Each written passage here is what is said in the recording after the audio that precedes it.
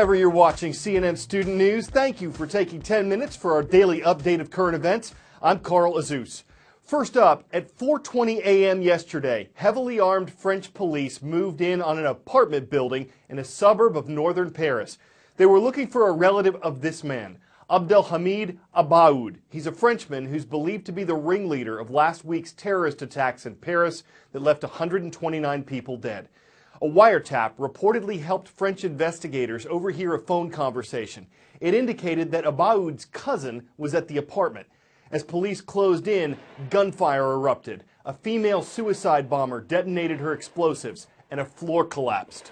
We've managed to get onto a rooftop here from which we can see the building behind me. I'm just going to duck out so that we can push in and take a look at that apartment building that was the focus of these raids. We can see forensic experts have been moving around inside those rooms. They've been taking photographs, and you can see the aftermath of those blasts that were heard. All the windows have been blown out. You can see the pockmarks of heavy weaponry around those windows.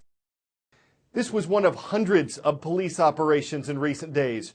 2 people were killed in the raid. Investigators are using DNA tests to figure out who the suspects were. 8 others were arrested.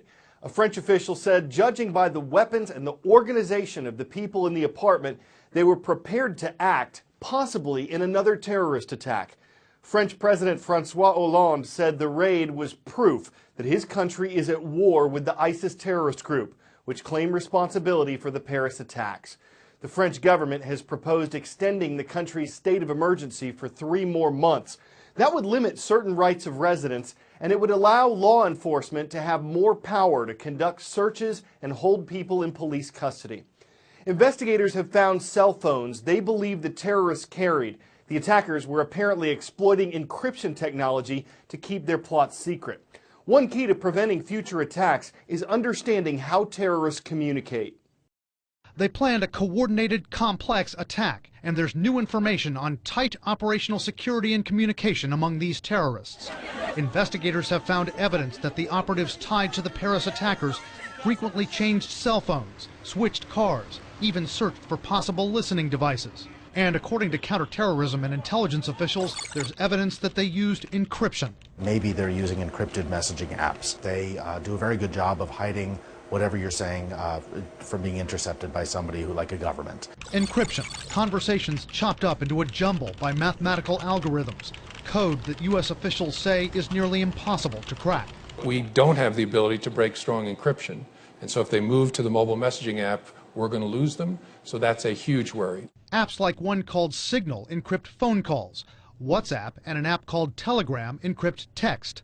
Telegram also has an avenue similar to Facebook and Twitter where you can post public messages. ISIS used Telegram to claim responsibility for the Paris attacks and the downing of the Russian passenger plane in Sinai. ISIS, analysts say, is constantly coaching its operatives on how to use secure communications. In its English language publications, ISIS says, use an Android phone. They're the hardest to crack for the intelligence agencies. Use particular applications that are anonymized. Use Tor, which is, of course, the dark net. But with all its tech savvy, ISIS may have made one significant cyber enemy. Anonymous, the notorious group of activist hackers, is now threatening to unleash a wave of cyber attacks against ISIS in retaliation for the Paris assaults. Matthew Green says the people at Anonymous are probably better hackers than the ones ISIS has, but he doesn't think they'll be able to do much damage to ISIS, and he says they certainly can't break the encryptions. They're simply too well designed. Brian Todd, CNN, Baltimore.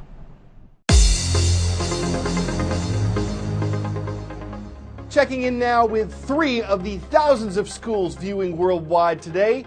Gyeonggi-do is a province in South Korea, and it's where we found Gyeonggi-suin International School. Thank you for watching from the northwestern part of South Korea. In the city of Cottonwood, Arizona, hello to the Lobos. Good to see you at Cottonwood Middle School. And from Lewistown, Montana, please welcome Lewistown Junior High School, home of the Golden Eagles.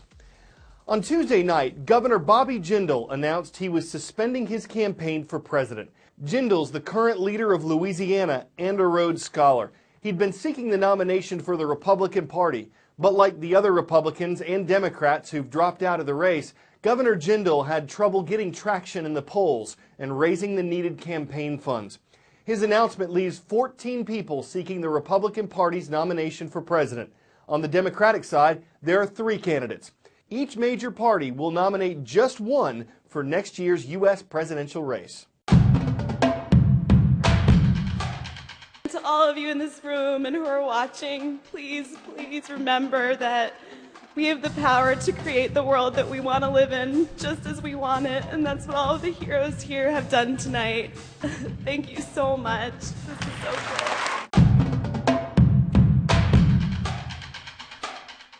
You might have recognized her. It was Maggie Doyne, CNN's 2015 Hero of the Year, chosen by CNN's audience in an online vote. Maggie Doyne was part of our character study series. CNN heroes fit into that well because they're everyday folks who find ways to make extraordinary differences in the lives of others. Maggie Doyne's babysitting money is what contributed to the program she started in the southern Asian country of Nepal. Most 28-year-old girls my age have a very different reality. A lot of engagements and, first babies. I took a very different path. After high school, I decided to travel around the world with my backpack. In Nepal, for the first time, I really saw the effects of civil war and children and women suffering, and it changed me. There was one little girl. She was standing in a heap of garbage, and she said, "Namaste, Didi." That means hello, sister. That was the beginning. I called up my parents and I asked them to wire me over my $5,000 of babysitting money. It's time to get up. Good morning. Good morning. We started with the home and then we built a school. Blue color. Blue color. We select children who without us would not be able to go to school. A lot of them are begging on the streets. You got it. We have created one of the top performing schools in the entire region for 350 children. And 50 of those kids live in our home.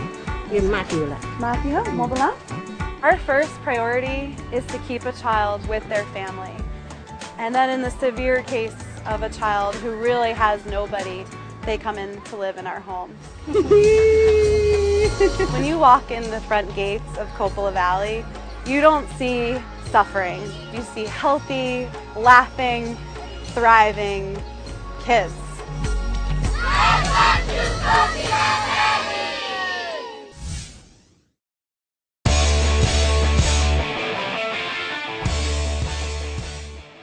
And lastly today, how do you know when a group of penguins tries to escape from their habitat? Well, let's look at this for some clues. Wet penguin prints, check. Wet penguin prints leading down a nearby hallway, check. A group of small flightless birds caught wandering around a corner, check. They weren't successful in leaving their exhibit at a Denmark zoo. They reached a dead end, so the 5 not-so-elusive animals turned around and headed back.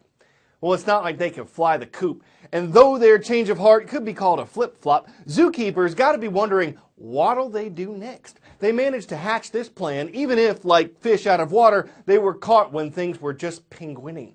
I'm Carl Azouz, and that's your Thursday edition of CNN Student News.